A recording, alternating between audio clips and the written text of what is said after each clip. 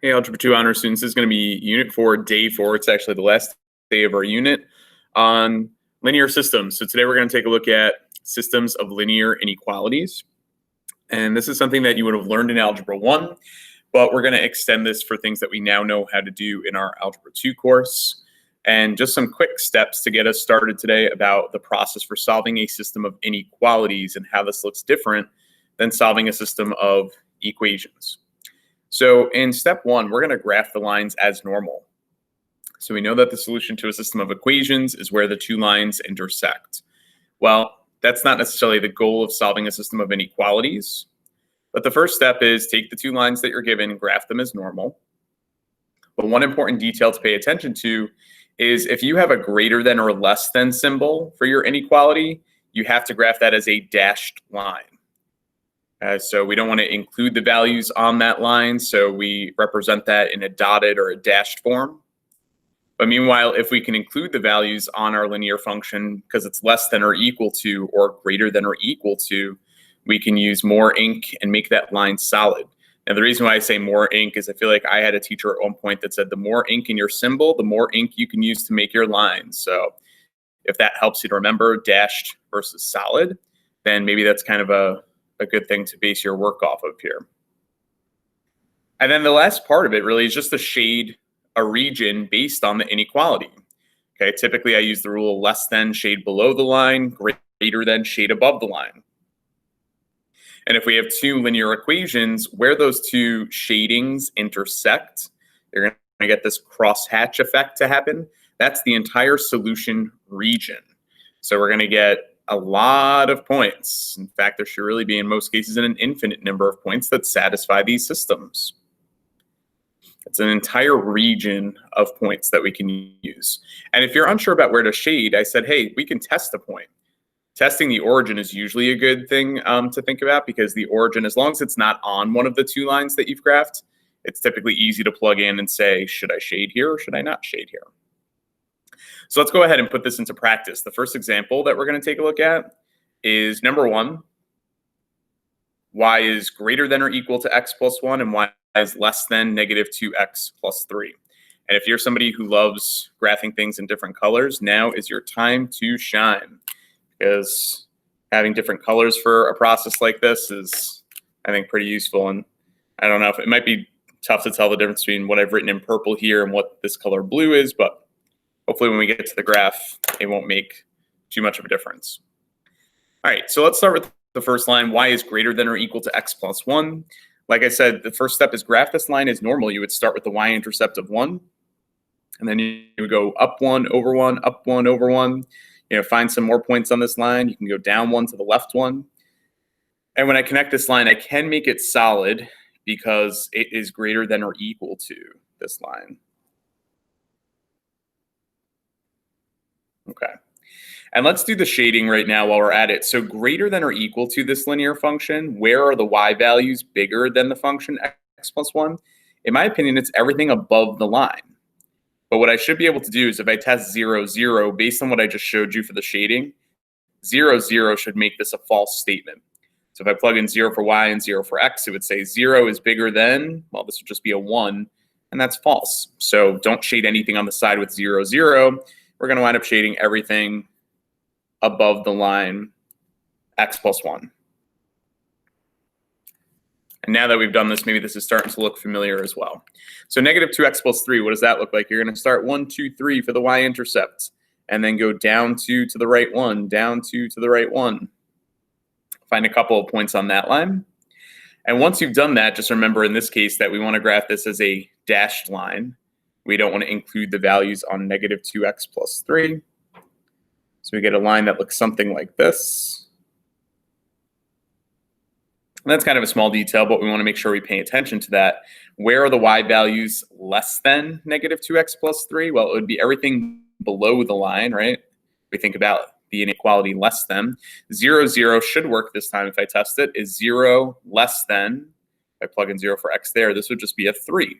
Yeah, 0 is less than 3, which means you can shade everything below the line, negative 2x plus 3, something like that.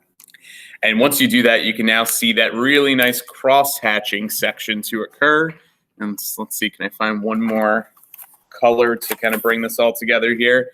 About this limey green color I'm about to use. This entire thing right here, I don't know how clear it is on your paper. That's the entire solution region. Okay, so that's what you have to label here. We're not looking necessarily just for the point of intersection. Wherever you see that overlap occur, that crosshatch like I described earlier, that whole region is a solution.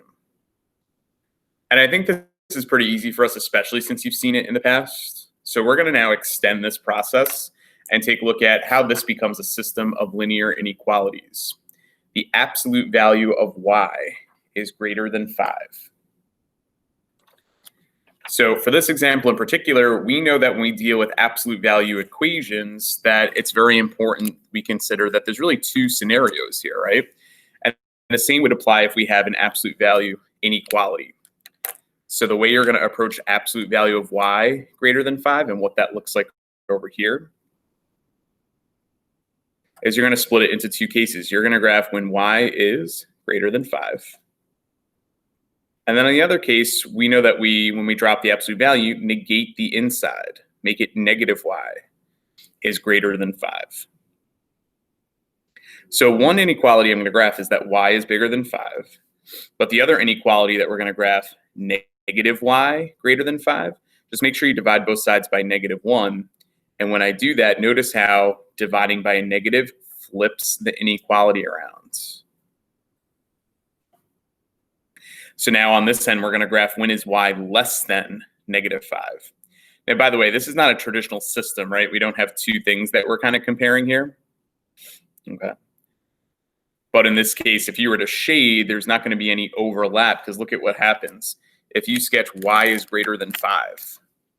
So 1, 2, 3, 4, 5. Oh, and by the way, we need a dotted line here, right? Okay. All the y values above 5 is really just everything above this line. Okay. And then similarly for y less than -5, go down to -5. 1, 2, 3, 4, 5. Make that a dotted line as well. And you're going to shade everything below. Okay. So that's what that would look like when graphed on a coordinate plane. But you can see this is really not a system. We're not finding any overlap between those two regions. So that is the result for number 2. But now that we kind of see what the idea looks like with absolute value, let's take a look at this example here. The absolute value of x plus y is less than or equal to 2. What we'll find for this one is that this will result in a system because when we add in this variable x here, when we go to split this and drop the absolute value bars, you're going to get one linear inequality and then another, and we're going to be looking to see if there's any overlap between those two regions.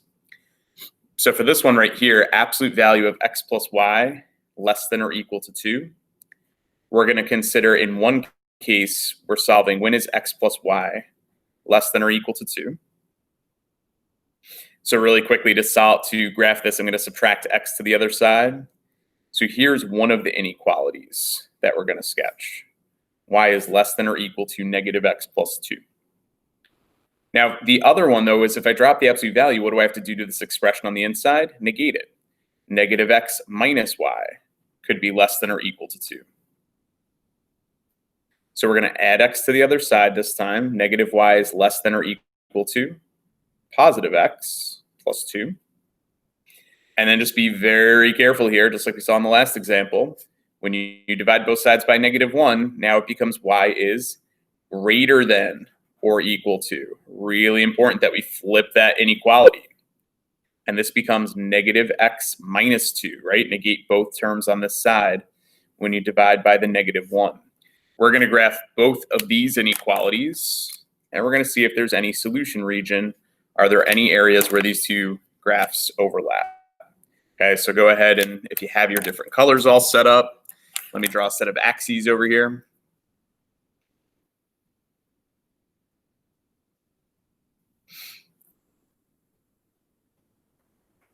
Okay.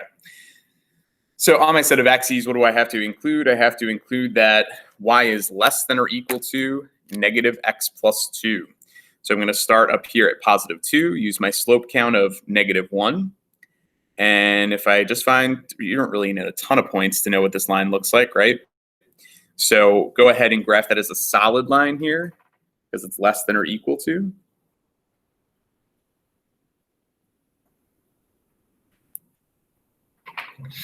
Okay. Now, if y is less than or equal to this line, you really want to shade everything below it like this. Okay. And you might want to wait to shade sometimes to the end so that doesn't get confusing when we graph the other inequality. But for now, I'll leave that shading there. All right, and then what do I have to do for the other line? I have to graph y is greater than or equal to negative x minus 2. So you're going to start at negative 2 for the y-intercept. Same slope count, negative 1. So find a couple of other points, and then graph that line. It can be solid. Okay. And in this case, I want to shade everything above this line. And if you're still unsure about, why is it above or why is it below, I'm looking at the inequalities here, but test 0, 0. Does 0, 0 work? Is 0 bigger than negative 2? Sure is. All right, so shade everything above this line.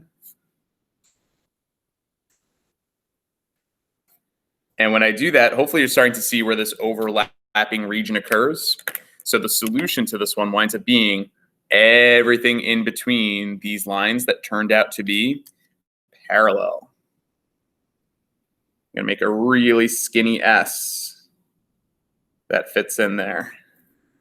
Okay. Okay.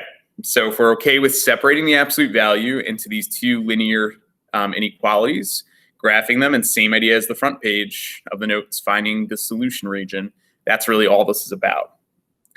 And then we get to kind of our last and final case, and this is bringing it all together. What if we have two absolute value inequalities that I want to solve kind of simultaneously? So when is the absolute value of x plus y less than or equal to 2? And at the same time, absolute value of x minus y less than 3. So in order to solve this one, I'm going to actually cheat a little bit and say this inequality right here is the same thing as up here. So I'm not going to show you the split again because it's the same one. I just stole it for number 3. But let's make sure that we can split up this one successfully, and then we'll make our graph that follows. So when I split this inequality for absolute value of x minus y equals 3, in one instance, we'll get that x minus y is less than 3. So we would subtract x to the other side, make it negative x plus 3. And then just be very careful, of course, when you divide both sides by negative 1, this inequality turns around, and now we get positive x minus 3. Okay, so this is one inequality that I'll graph in just a second here. The other inequality is when I drop the absolute value, negate both. So it's negative x plus y is less than 3. If I add x to the other side, y is actually alone already, so it's just x plus 3. And this is the other inequality that we'll graph. Do I have enough colors here? Gosh, I better find a couple of other pens to use. Okay. Good news. I have a ton of colors here. All right, here we go. I hope that's the image that YouTube selects to put as the clip of the preview here. Okay, so if we take a look at graphing this, I'm going to graph this and this all at the same time and see where all 4 of them overlap. So cool. All right, let me draw a set of axes. It is a little bit tougher to think about when you have 4 things going on at once, but let me graph these two first, the x minus 3 function. So that's going to be a y-intercept of negative 3. Oh, wait, hold on. I got to use my colors here. I'll do this one in red. So we've got 1, 2, 3 as the y-intercept, slope of positive 1. So that's going to be a dotted function. That looks like this. Okay. And then from there, we're going to graph y is less than x plus 3. So I'll do that in this greenish color here. So x plus 3 is 1, 2, 3. And then use your slope of 1. Okay, notice how these lines are parallel, just like the ones up above. All right. So can you picture what the shading is going to look like if I'm less than x plus 3, that's below it. If I'm greater than x minus 3, that's above it. So notice how we're getting, again, the solution to occur in between these lines here. And we know that the solution over here is in between those lines. So we're going to get, when I graph these other two, because they have negative slopes, you're going to get this diamond looking effect. So what do we need for the other two? Well, I'll use this lighter blue color for y is less than or equal to negative x plus 2. So that's going to look like this. Okay, and these you can use solid lines for. Okay, and according to what we did above, we would shade actually below that line. And then I'll use pink for greater than or equal to negative x minus 2. So we need that slope count of -1 there as well. So we get this idea. Okay, so can you see where the solution region in the end will occur? I mean, I'm going to do the entire shading here, guys, but you know, if we're in between these lines and also in between those lines, we're going to get this whole little parallelogram-ish. Maybe it's not quite a rhombus probably, but yeah, this like little parallelogram rectangular looking region to be our solution region that satisfies all 4 of these conditions. So let's see if we can do this without getting too crazy here. The first one, y was greater than x minus 3. So your red line, you got to shade above it. So it's going to look like this. All right. And then for the green line, we had to shade below it. So that's going to look like this.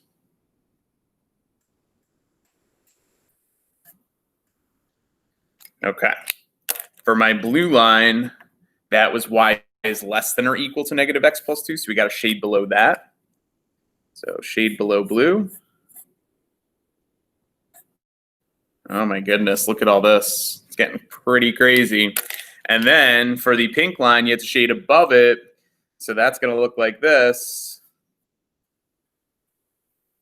And in the end, you're looking for the region where you see pink, green, red, and blue.